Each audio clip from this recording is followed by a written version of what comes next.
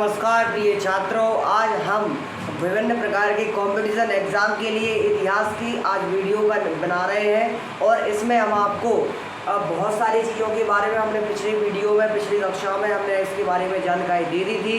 इसके तत्पश्चात हम आगे की वीडियो में जो आज बना रहे हैं इसमें हम और आगे की जानकारी देंगे। आपको सबसे पहले यह विदित है कि हिस्ट्री किसे कहते हैं, तो आप सभी को यह नोट कर लीजिए हिस्ट्री किसे कहते हैं। तो जल्दी नोट करना है। हिस्ट्री कहलाता क्या है? अतीत की, लिखो जल्दी से, अतीत की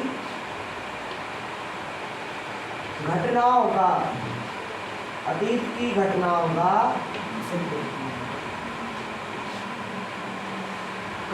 क्रमबद्ध अध्ययन। जल्दी नोट कीजिए।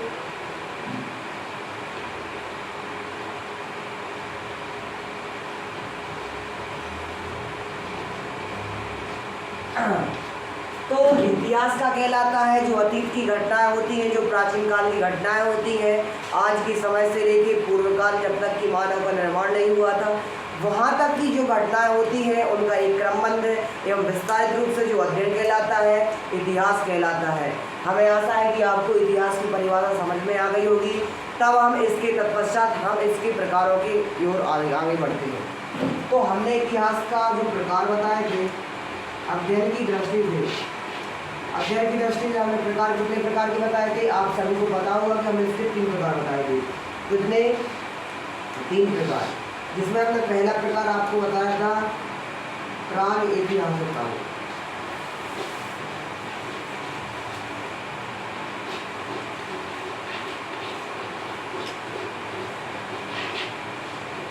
प्राग ऐतिहासिक काल सबसे पहले बताया था। इसके तत्पश्चात आप सभी को पता होगा हमने दूसरा आपको काल बताया था क्या? आदि ऐतिहासिक काल। कौन सा?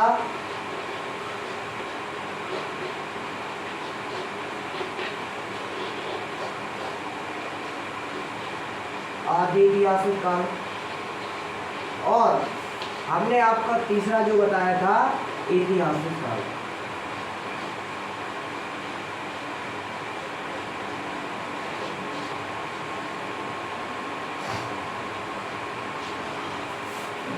हमने इतिहास के प्रकार के अंतर्गत हमने आपको 3 प्रकार का वर्गीकरण पढ़ाया। इसमें हमने सबसे पहले प्राग ऐतिहासिक पढ़ाया, उसके तत्पश्चात हम आदि ऐतिहासिक की ओर तथा आगे हम ऐतिहासिक की ओर आगे बढ़ेंगे। अब हमें यह जानना आवश्यक होगा कि हम प्राग ऐतिहासिक काल के अंतर्गत कौन सी चीज़ों का अध्ययन करेंगे, आदि ऐतिहासिक काल के अंतर्गत तथा ऐतिहासिक काल के अंतर्गत कौन कौन सी चीज़ों का अध्ययन करेंगे। तो हम इसकी तत्पश्चात हम इनके डिवाइडेशन करते हैं। तो आप सभी को यह पता होगा इसमें हमने आपको बताया था का पुरापाषाण काल, पीरोलिथिक पीरियड,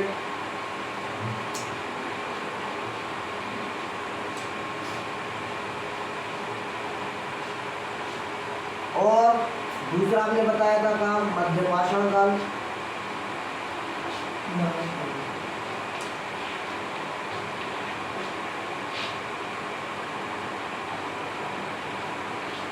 और तीसरा हमने बताया था आपको नवपाषाण काल।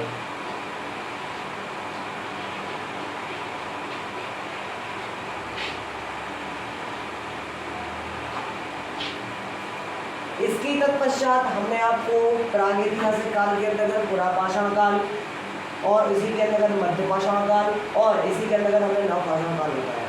इसके तत्पश्चात आदि ऐतिहासिक काल के अंतर्गत हम पढ़ेंगे हड़प्पा सभ्यता। आप सभी को यह पता है कि यह एक प्रकार की नगरीय सभ्यता है जो कि भारत में विकसित हुई तथा सबसे बड़ी सभ्यताओं में से एक मानी जाती है, जिसे हम हड़प्पा सभ्यता कहते हैं। यह एक सिंधु नदी के किनारे बसी हुई सभ्यता होती है, इसीलिए हम इसे सिंधु सभ्यता भी कहते हैं।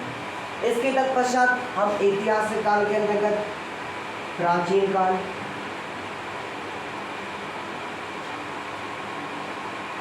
दूसरा मध्यकालीन इतिहास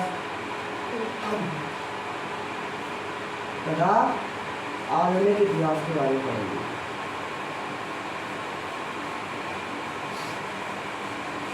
तो देखो एक बार हम फिर से समझा दिया आप लोगों को।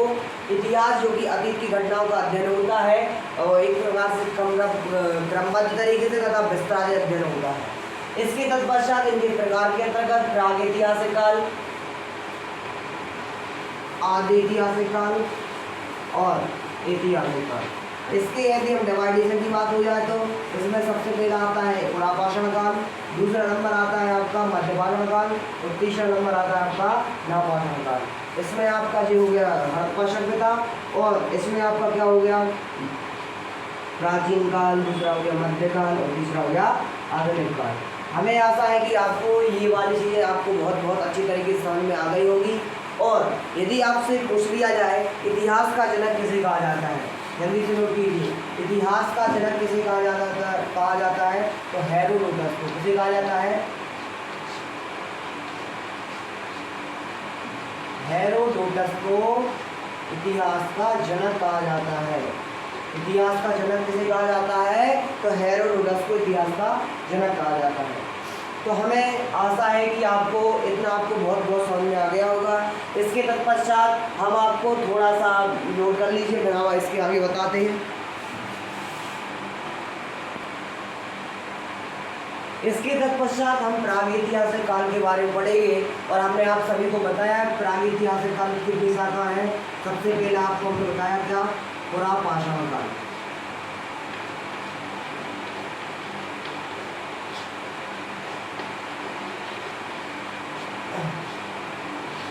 दूसरी शाखा के अंतर्गत हमने बताया था मध्यपाषाण काल,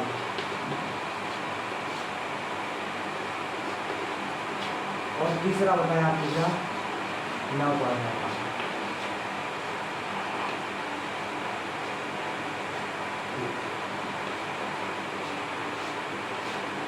तो आप सभी को पुरापाषाण काल, मध्यपाषाण काल तथा नवपाषाण काल अर्थात पीरियोडिक पीरियड, मिडाइवल पीरियड और न्यूलिथिक पीरियड के बारे में पढ़ना। तो आप सभी को यह पता होना चाहिए कि पुरापाषाण काल के अंतर्गत किस चीज़ का अध्ययन किया जाता है, मध्यपाषाण काल के अंदर आदि मानव ने किन चीज़ों का अध्ययन किया और नवपाषाण काल के अंदर किन चीज़ों का अध्ययन किया। तो सबसे पहले आप सभी को यह पता होना चाहिए कि पुरापाषाण काल के अंतर्गत जो आदि मानव थे, पुरापाषाण काल के अंतर्गत जो आदि मानव थे, आदि मानव या आदि मानव, आप सभी को पता है सबसे पहले कौन थे आदि मानव। आप सभी को यह पता होना चाहिए जो मानव है, मानव साइंटिफिक नेम क्या है इसका, इसका नाम है होमो सेपियंस।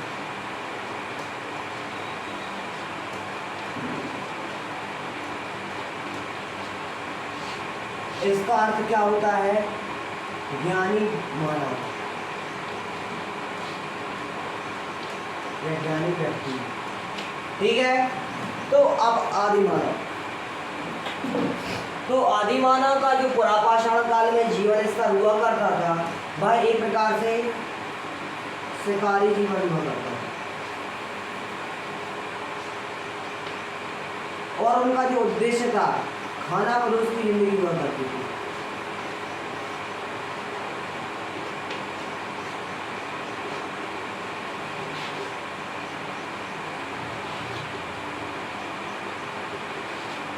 खाना बदोश की जिंदगी हुआ करती थी उनकी, अर्थात वो क्या करते थे अपना खाना खाते थे और सो जाते थे, फिर दूसरे दिन उठे। अर्थात उनकी जीवन में यह नहीं था कि हमें पैसा रखना है। आज के जीवन में क्या होता है, आज की जो आधुनिक समाज है उसमें क्या होता है आदमी पैसा रखता है, लेकिन आदि मानव के अंतर्गत ऐसी बहुमूल्य कोई चीज़ नहीं थी जो कि अपनी संतानों को या अपनी पीढ़ियों को रख सके। इसी प्रकार से जो आदि मानव हुआ करते थे वो किस प्रकार की खाना बदोश की जिंदगी जिया करते थे, शिकारी जिंदगी, या इसको आखिर की जिंदगी कहते हैं, क्या कहते हैं आखिर। यदि आपसे पूछ लिया जाए आखिर का अर्थ क्या होता है तो शिकार होता है, और आखिर का अर्थ क्या होता है शिकारी, वो समझ में आया। इसके तत्पश्चात आप सभी को यह पता होगा कि पुरापाषाण काल के अंतर्गत ही आदि मानव ने आग की खोज कर दी थी। तो आग की खोज उनका श्रेय कब जाता है, आग की खोज का श्रेय कब जाता है पुरापाषाण काल।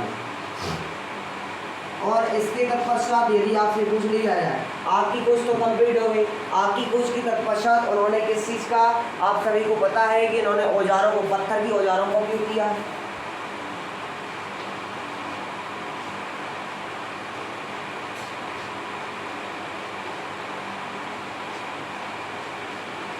पत्थर के औजारों का प्रयोग,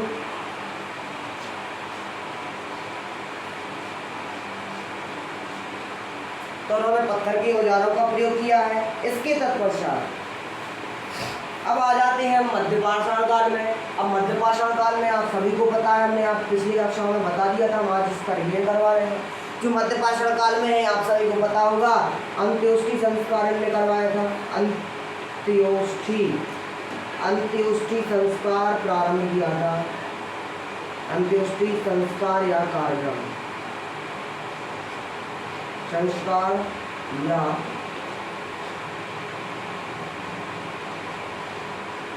कार्यक्रम का प्रारंभ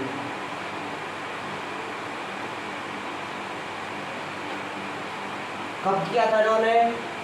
मध्य पाषाण काल के दौरान। इसके तत्पश्चात इन्होंने नुकीले पत्थरों का प्रयोग किया था। कौन से? छोटे तथा नुकीले पत्थरों का प्रयोग।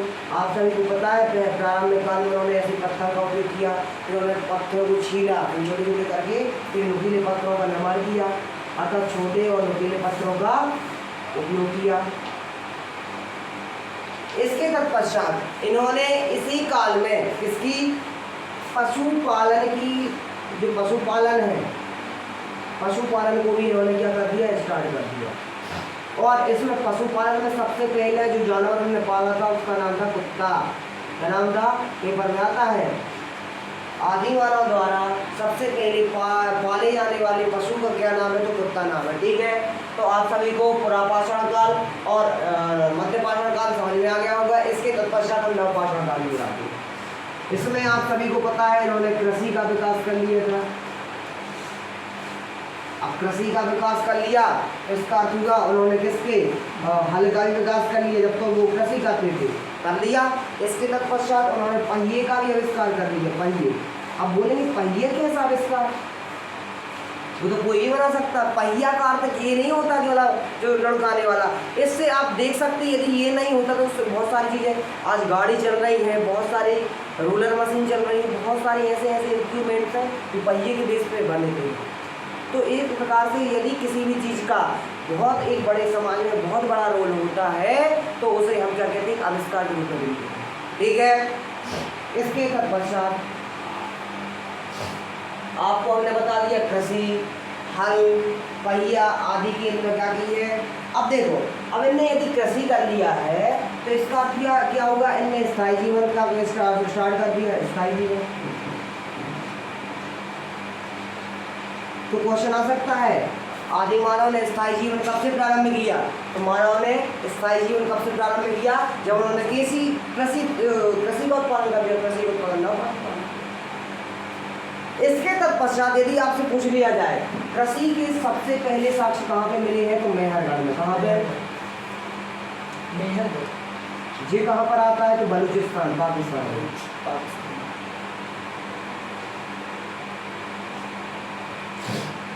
कहाँ भी? पाकिस्तान। अब आपको पता हो कृषि के साक्ष्य के अंतर्गत हमको क्या मिला? गेहूं और जौ के दाने, वो भी सड़े हुए, गेहूं और जौ।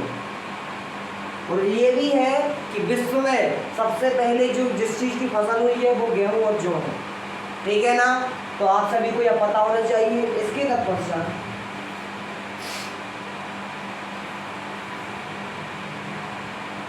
तत्पश्चात इन्होंने मनका, अब आप सभी को पता हो मनका, यहाँ पे कॉलेज को यहाँ पे लिखे थे, यहाँ पर इन्होंने मनका भी बनाया। अब मनका जानते हो क्या कहलाते हैं?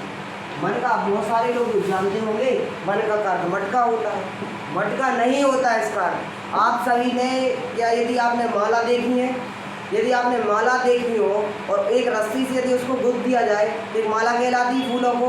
उसी प्रकार किन्हीं पत्थरों को, कोई पत्थर है, पत्थरों को एक माला के रूप में गुथ दिया जाता है। आपने देखा होगा कि सिंधु सभ्यता के टाइम पे या बहुत सारी चीज़ों के टाइम पे आदि मानव जो आभूषण नहीं हुआ करते थे, जो पत्थरों की माला बना के अपने गले में टांगते थे, उन्हीं चीज़ों को मनका कहते थे। तो एक प्रकार से क्या हो जाए?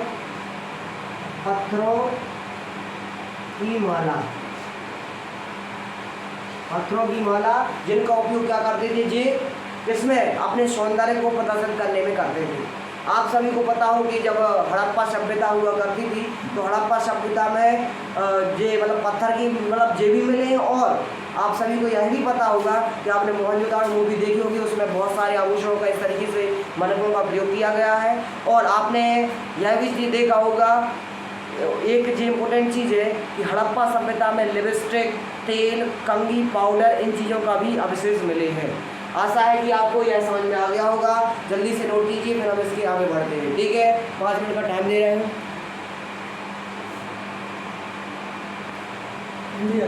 इसके तत्पश्चात अब आपको प्राग ऐतिहासिक कालीन कुछ पुरातत्व के स्थल के बारे में बताते हैं।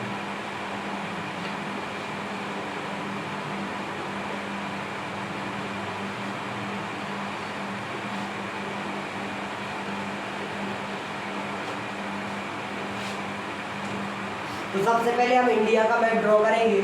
सबसे पहले इंडिया का मैप ड्रॉ करने के लिए आप सभी को क्या ऐसा बनाना चाहिए,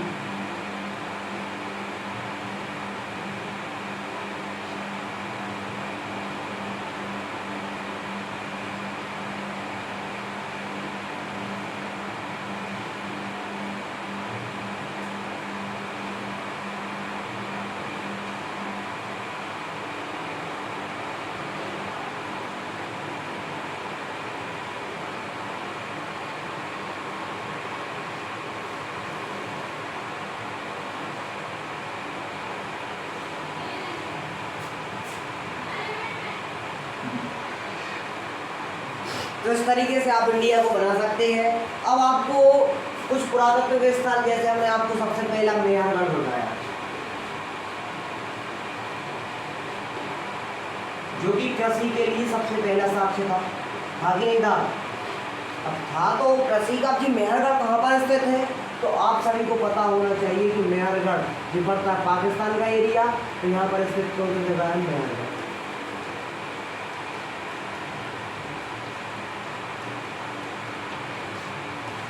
पहला। दूसरी की बात हो जाए, आप सभी को पता है कि हमारे जो मध्य प्रदेश के अंतर्गत भीमबेटका नाम का जो रायसेन के अंतर्गत चीज़ होती है, और एक प्रकार से बहुत प्राचीन शैल चित्र माने गए, जो कि आदि मानव के टाइम के प्राग ऐतिहासिक काल के माने गए। तो भीमबेटका जल्दी से नोट लीजिए। और जो यदि हम आपको यदि बता दें कि अभी जो इसको क्या बोलते हैं, पर्यटन कुछ प्रतियोगिता राज्य स्तरीय हुई है, इसमें एक क्वेश्चन आया था। सबसे पहले ही क्वेश्चन था कि भीमबेटका की खोज किसने की थी? जल्दी से नोट करेंगे। तो भीमबेटका सबसे पहले। अब भीमबेटका जो मध्य प्रदेश के संबंधित एग्जाम है उसमें भी बहुत ज़्यादा क्वेश्चन आता है। तो सबसे पहले यह पता होना, भीमबेटका कहाँ पर स्थित है? रायसेन में। कहाँ पर?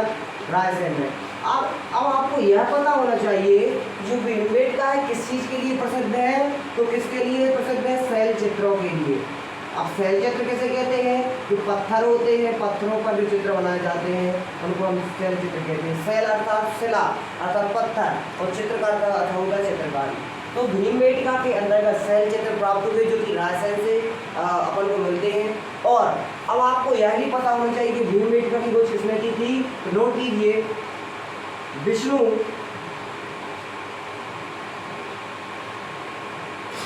श्रीधर माकड़कर। विष्णु श्रीधर माकड़कर ने इसकी भीमबेटका की खोज की थी। अब हम इसकी लोकेशन के बारे में देख लें तो मध्य प्रदेश आता है अपना यहाँ पे। तो इसकी आ गया आपका भीमबेटका, क्या आ गया?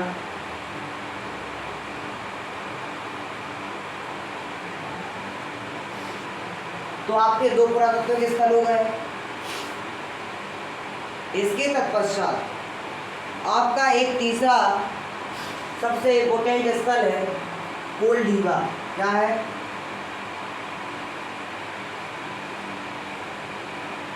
कोलढीबा। यहाँ पर चावल के सबसे पहले साक्ष्य मिले। किसके? चावल के, जो कि उत्तर प्रदेश के रीजन में आता है। कहाँ पर? उत्तर प्रदेश। कहाँ पे आ जाएगा जी? यहाँ पर।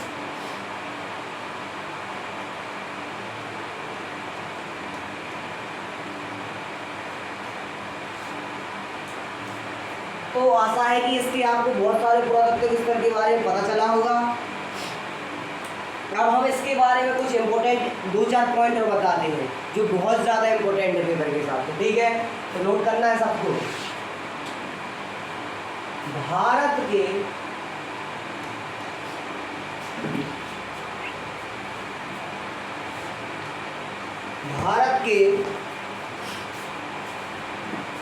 पुरातात्विक संग्रहालय।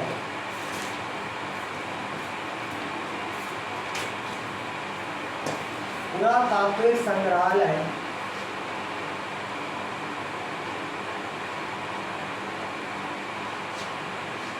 भारत के पुरातात्विक संग्रहालय कहाँ पर स्थित है? तो कहाँ पर स्थित है? भोपाल में स्थित है। कहाँ पर? जो इसका क्या नाम है? मानव संग्रहालय, जो हमने आपको पिछले बताया था कि नहीं बताया था? तो भोपाल में कौन सा स्थित है? मानव संग्रहालय। इसे ही हम क्या कहते हैं? भारत का पुरातात्विक संग्रहालय। इसका नाम क्या है? इंदिरा गांधी संग्रहालय। इसका दूसरा नाम क्या है?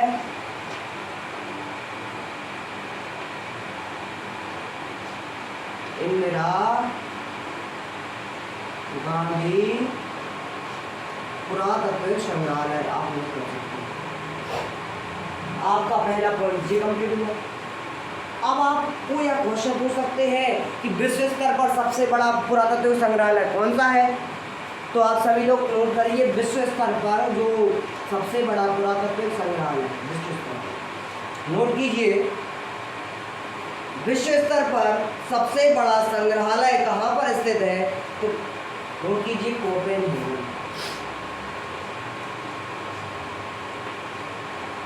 कोपेनहेगन। अब कोपेनहेगन कहाँ पर है? तो आप सभी को यह पता होगा कि डेनमार्क, जो कि किसका हिस्सा है? यूरोप का। किसका है? यूरोप का हिस्सा है डेनमार्क। इसी के अंतर्गत आपका जो कोपेनहेगन है, डेनमार्क की राजधानी भी है, और इसी के अंतर्गत आपका विश्व का क्या है? पुरातात्विक संग्रहालय।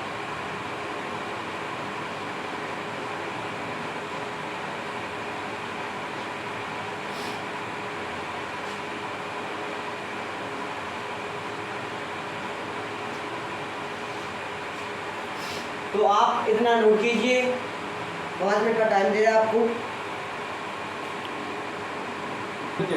इसके तत्पश्चात हम खेती के साक्ष्य के अंतर्गत आप सभी को यह पता होगा कि जो खेती के साक्ष्य है, इसके खेती के साक्ष्य आप सभी को पता होगा कहाँ से? मेहरगढ़ से मिले हैं। कहाँ से? मेहरगढ़ और गोलडीवा से मिले। कहाँ से? गोलडीवा। जी आपको कैसे? व्यवस्थित साक्ष्य मिलेंगे। कैसे? व्यवस्थित। आप सभी से यदि पूछ लिया जाए कि खेती के व्यवस्थित साक्ष्य कहाँ से मिले हैं, तो खेती के व्यवस्थित साक्ष्य मेहरगढ़ बलूचिस्तान से,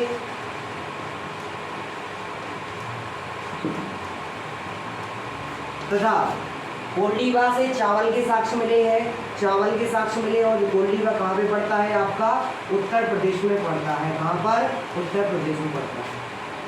इसके तत्पश्चात आप सभी को यह पता होगा कि खेती के दूसरे अव्यवस्थित साक्ष्य मिले हैं। अव्यवस्थित,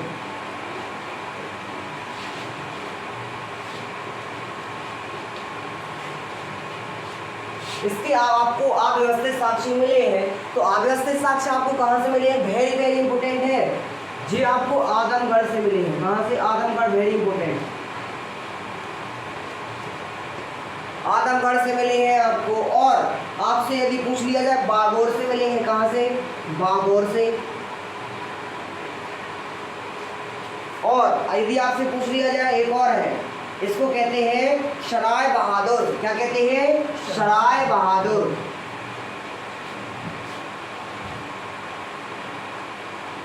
अब आप पूछेंगे कि आदमगढ़ हमारा कहाँ पर है? तो आदमगढ़ अपन का कहाँ पर है? मध्य प्रदेश में है। और यदि आपसे पूछ लिया जाए बागौर कहाँ पर स्थित है, तो बागौर आपका बिहार में स्थित है। और यदि आपसे पूछ लिया जाए कि सराय बहादुर कहाँ पर स्थित है, तो उत्तर प्रदेश में स्थित है। तो हमें आशा है कि आपको आज की वीडियो के अंतर्गत हमने आपको प्राग ऐतिहासिक काल पूरा टोटली कंप्लीट करवा दिया, जिसमें हमने आपको क्या क्या चीज़ बताई है। हमने आपको सबसे पहले इतिहास किसे कहते हैं, इतिहास के वर्णन के बारे में बहुत सारी चीज़ें बताई हैं। इतिहास किसे कहते हैं, इतिहास से हमें क्या सीख मिलती है, इतिहास का हमने प्रकार बताया, प्राग ऐतिहासिक काल, ऐतिहासिक काल और ऐतिहासिक काल। और हमने इसके प्राग ऐतिहासिक काल के अंतर्गत बहुत सारी चीज़ों का वर्णन किया। इसके तत्पश्चात हम अगले वाले वीडियो में हम आपको आद्य ऐतिहासिक काल अर्थात हड़प्पा सभ्यता के बारे में एक संक्षिप्त वीडियो आपको सामने प्रस्तुत करेंगे। हमें आशा है कि आपको यह वीडियो बहुत ही अच्छी कारगर साबित होगी। तो इसी के साथ मैं आपसे विदा लेता हूँ। जय हिंद, वंदे मातरम, धन्यवाद।